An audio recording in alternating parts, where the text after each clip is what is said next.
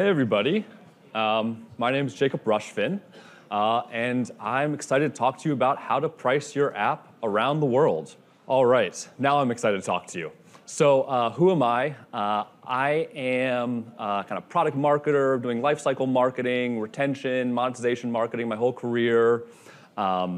And right now, I've shifted to doing consulting and some fractional work and some advising work for a number of different companies.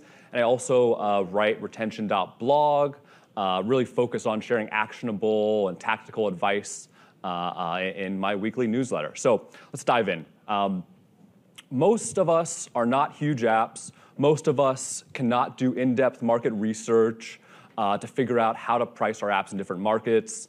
You know, maybe we have the volume to do A/B testing in one country, but doing A/B testing for many different countries, many different markets usually isn't possible for most of us.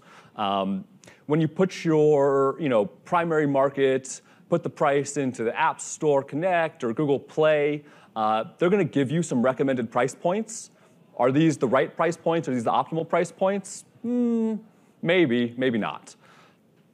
So, how do we figure this out? How do we figure out how to convert our prices to a bunch of different countries we may not live in, may not know anything about, and may not have the volume to do A/B testing in? There's tools out there. Purchasing power parity is one. Is that right for digital products? Not as much. Other tools out there, a lot of companies kind of use a benchmark company that is a big global company and just use what they've learned. So these are a few different tools you could use. Netflix, maybe not the best, where not all of their content is available in every single country, so they do more value-based pricing.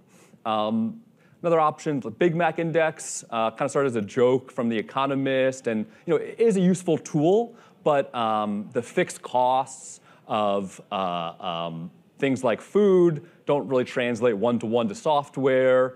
And Spotify, if you're going to just pick one company and use their price conversion around the world, Spotify's not a bad one to use.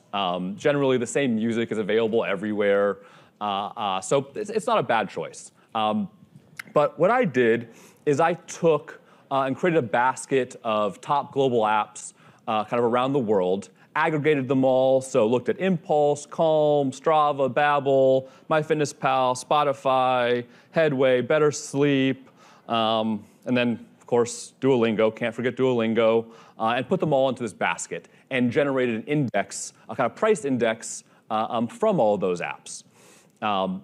Did a bunch of research, picked the apps, looked at a bunch of different countries, changed my App Store country many, many times in the app. And so all of this work was actually done manually. And I don't know of a great tool to find these exact global price points, different apps. So I pulled all this data, built an index, and I built it starting with US price points and then converting those international price points to US price points to figure out the difference in pricing, and then aggregated all of that to create this index. And so what did I find?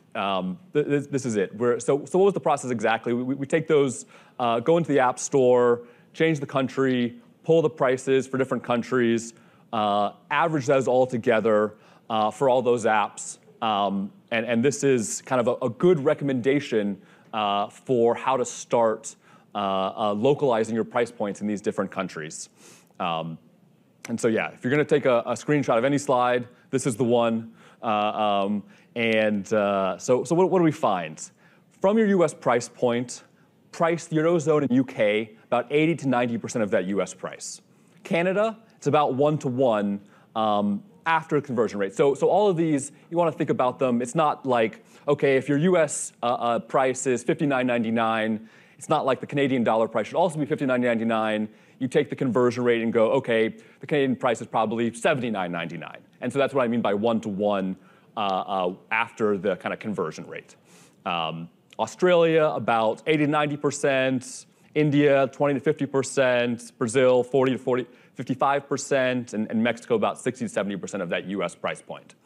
And so this is great, very helpful starting point. You may be going, well, is Apple's fine? Can I just plug it into Apple and can they just not give me decent recommendations? Well, let's see. So what does Apple suggest by default when you kind of take the recommended conversion rate suggestions? You may not have a perfect memory, but in the last slide, we can see these rates are a little bit different. So how different are they from what top apps are doing based on what Apple's suggesting?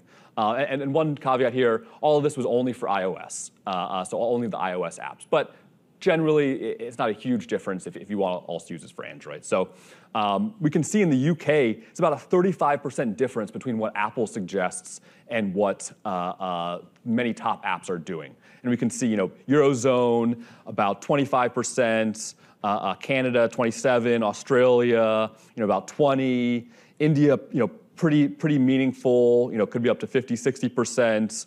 Brazil a little closer, Mexico a little closer as well. But generally, top apps have learned that we shouldn't just follow Apple's recommendations blindly. And so, really what we want to do, using this whole global basket of apps across industries is great, but what's really better is we want to find kind of industry category-specific price index. And so, like I said, these broad suggestions are helpful. But for example, there's all these nuances in the categories that, I'm sure you all know. But, for one example, Duolingo. You could see in my price suggestions I had, pricing the Eurozone a little bit lower. Duolingo's pricing is actually higher in Europe versus the US. Why is that? Well, the product is actually significantly more valuable for non-native English speakers because it unlocks, economic opportunities. They can get jobs, and so there's all these little industry and category nuances that doesn't always make sense to just look at every top app and kind of bundle them all together. And so creating that category-specific one using your competitors is actually a better tactic. So how do we do that? Find a couple of global competitors, pick your top markets, then actually go in, download those apps, change your app store, record the prices in those different countries, change your app store country, record those prices, and then calculate those differences. So, if I had a meditation app, I'm going to pick Calm and Headspace, right? The biggest players in the market. Pick our top markets. Most companies I've worked for are US-based, so we usually start in the US market. It's English product. We go, okay, Western Europe we'll look at, maybe Australia, New Zealand, maybe Brazil, maybe a few other big markets. So figure out what your top markets are. You can't, because we're doing this manually, we can't do this for every country. And I haven't really found a good tool that can substitute for actually changing your App Store country. Tools like Sensor Tower can tell you, the top products for other countries, but they don't actually know what's live in the app right now. So those could be from a year ago that the top product, they had for 5 years, so it has huge volume, but it's not actually reflective of what's happening in the app or the price point right now in the app. If you figure out a tool, if you can figure out how to build a tool that does that, you'll have a company you can build there. So yeah, we go in, change the App Store country, and see those price points, record all our prices. One tip that you can try to use if your competitor has web subscriptions, it's a little easier where you can use a VPN to change your country and find the price points much faster. But it's not really a substitute where your web subscription prices and your app prices probably should be different, and bigger companies have realized that. Usually your web subscription web flow isn't going to convert quite as well as your mobile funnel, and so often you see that web subscriptions are slightly discounted, and this is possible because you take home a larger portion of the revenue. You don't have the 15 to 30% Apple or Google tax. So it can be valuable to look at both the web and the mobile prices to really understand what other companies have learned. So creating our index, it can be pretty simple. So what do I do? We take our U.S. price point and really just divide by that international price point. So here's all the localized price points, for those countries. So let's say, we're starting with the U.S. and we want to figure out our price point for India. Okay, our multiplier is 57.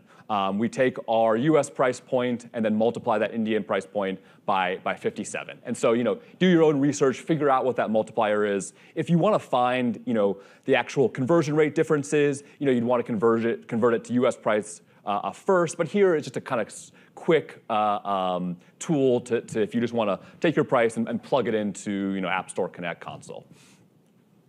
And so, okay, well, pricing and changing your pricing can be kind of risky, right? It's a sensitive topic. It's kind of hard to get kind of buy-in. People think about the risks of losing revenue more than they think about the opportunities often. So where should you start if you're not the key decision maker here, if you have to influence other people? Well, it's easy to start with a marketing that's not converting well. If the market isn't converting well, there's a lot less risk and a lot more opportunity to try adjusting that price point up or down.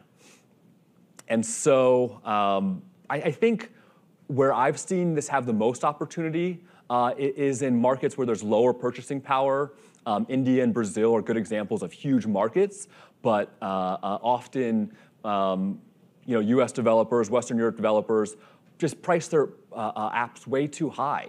And local competitors are way cheaper, and so you're not getting any market share. There's the localization things, but if your app can, go work in those other countries without huge efforts, I think you want to start there and figure out if you can, by lowering your price, meaningfully increase conversion, actually end up making more money. If you're a subscription app, you're wanting renewals and subscriptions in the long run, so a little bit lower price if you have more subscribers can actually be very beneficial if you're looking at that total lifetime value of a customer. And so, okay, that's one tool. This is not the only way. I think I'm not sure if you've all heard about the Van Westendorp price sensitivity tool. It's much more valuable, I think, when you're starting from nothing. So if you don't have any data, if you don't have any price points, where do you start? How do you figure out your price points? This is an amazing tool. It's 4 simple questions where you send this out survey and it kind of creates a kind of scale, and you see where these questions and price points intersect, and that kind of gives you what your starting price points should be. There's tons of tools online, tons of survey tools that'll do this for you. So it's a great thing to check out if you're trying to start from scratch, or entering a new market with more data points and more information. And with anything, it's not just change your price points, set it and forget it.